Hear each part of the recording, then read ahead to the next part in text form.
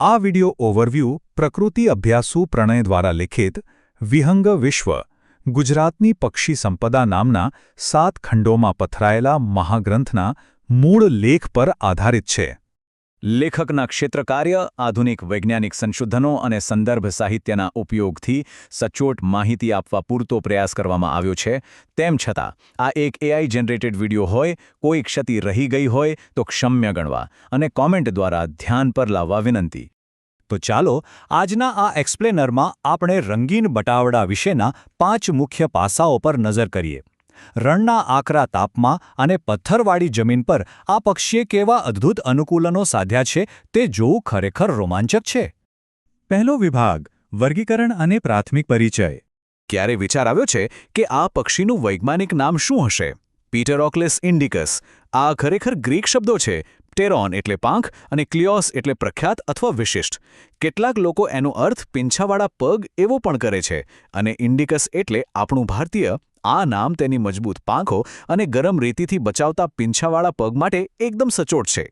પહેલાના સમયમાં આને ક્લોઝ બાર્ડ સેન્ડગ્રાઉસ તરીકે ઓળખવામાં આવતું, પણ હવે એનું નામ પેઇન્ટેડ સેન્ડગ્રાઉસ એટલે કે રંગીન બટાવડો વધુ સ્વીકૃત છે. શા માટે? કારણ કે એના શરીર પરની ઝીણી પટ્ટીઓ જોતા એવું જ લાગે કે જાણે કોઈ કલાકારે પીંછીથી સુંદર રંગો પૂર્યા હોય. બીજો વિભાગ શારીરિક રચના અને દેખાવ. ચાલો જાણીએ કે આ પક્ષી કેમોફ્લાજ એટલે કે છદ્મવેશમાં આટલું એક્સપર્ટ કેવી રીતે છે. નર અને માદા વચ્ચેનો તફાવત બહુ સ્પષ્ટ છે. નર પક્ષીના માથા પર સુંદર વાદળીશ રાખોડી રંગ જોવા મળે છે અને છાતી પર 2 કાળી સફેદ પટ્ટીઓ હોય છે. પણ માદા પક્ષીમાં આવો રાખોડી રંગ હોતો નથી. માદાના આખા શરીર પર એકદમ ઘેરી પટ્ટીઓ છવાયેલી હોય છે અને આ જ પટ્ટીઓ માદાને જમીનના પથ્થરો સાથે એવી રીતે ભેળવી દે છે કે કોઈ તેને સહેલાઈથી જોઈ જ ન શકે.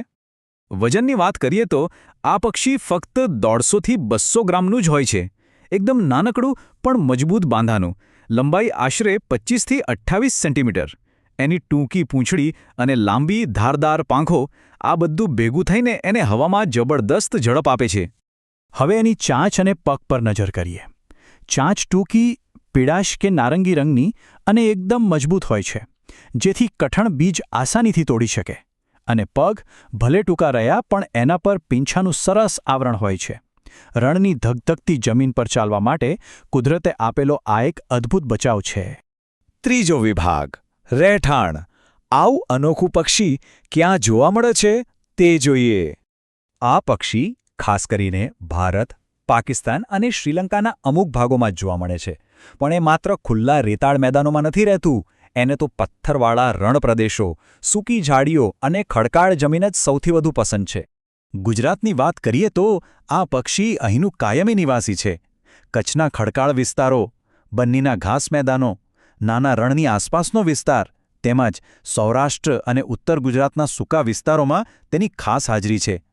એ વર્ષભર અહીં જ રહે છે અને ખોરાક કે પાણી માટે બહુ જ ટૂંકું સ્થળાંતર કરે છે. ચોથો વિભાગ આહાર અને વર્તણૂક. આ વિભાગ સૌથી રોમાંચક છે. હવે એક જબરદસ્ત વાત સાંભળો. આ પક્ષી વહેલી સવારે કે સાંજે પાણી પીવા ભેગું થાય છે. પણ નર બટાવડો શું કરે છે ખબર છે? એના છાતીના પીંછાઓમાં જાણે સ્પોન્જ હોય એમ પાણી શોષી લેવાની તાકાત હોય છે. એ આ પાણી પીંછાઓમાં ભરીને દૂર પોતાના માળા સુધી ઉડી જાય છે અને બચ્ચાઓને પીવડાવે છે.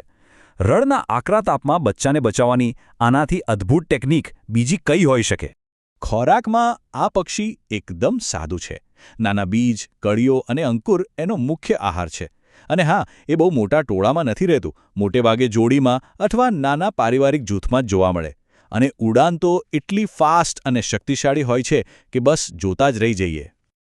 પ્રજનન વખતે તેઓ ઝાડ પર નહીં પણ સીધા જમીન પર જ માળો બનાવે છે.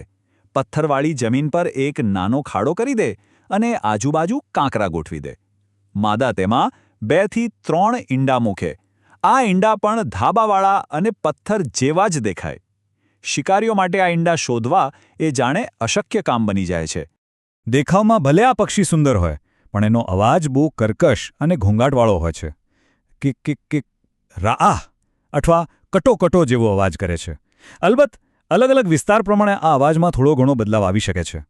પાંચમો અને અંતિમ વિભાગ સંરક્ષણ. ચાલો આ પક્ષીનું પર્યાવરણીય મહત્વ સમજીએ. આટલા કઠોર વાતાવરણમાં જીવવા છતાં જો પરિસ્થિતિ અનુકૂળ રહે તો આ પક્ષી સરેરાશ 8થી 12 વર્ષ સુધીનું આયુષ્ય ભોગવે છે. ખરેખર એક મજબૂત જીવ છે આ. સંરક્ષણની વાત કરીએ તો વૈશ્વિક સ્તરે આ પક્ષી લીસ્ટ કન્સર્ન્ડ એટલે કે ઓછામાં ઓછા જોખમવાળી શ્રેણીમાં છે. પણ વધતી જતી માનવ પ્રવૃત્તિઓથી એના રહેઠાણ છીનવાઈ રહ્યા છે. એટલે જ ભારતમાં તેને વાઇલ્ડલાઇફ પ્રોટેક્શન એક્ટ 1972 અંતર્ગત શેડ્યુલ 2માં મૂકીને કાયદાકીય રક્ષણ આપવામાં આવ્યું છે. તો અંતે વિચારવા જેવો એક મોટો પ્રશ્ન એ થાય કે સાવ ઉજ્જડ અને વેરાન લાગતા આ પથ્થરવાળા રણપ્રદેશોને બચાવવા કેમ જરૂરી છે?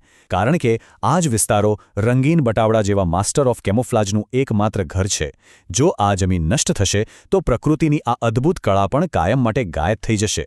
આશા છે કે આ માહિતી તમને પર્યાવરણને એક નવી નજરે જોવામાં મદદરૂપ થશે. આ એક્સપ્લેનરમાં જોડાવા બદલ આભાર.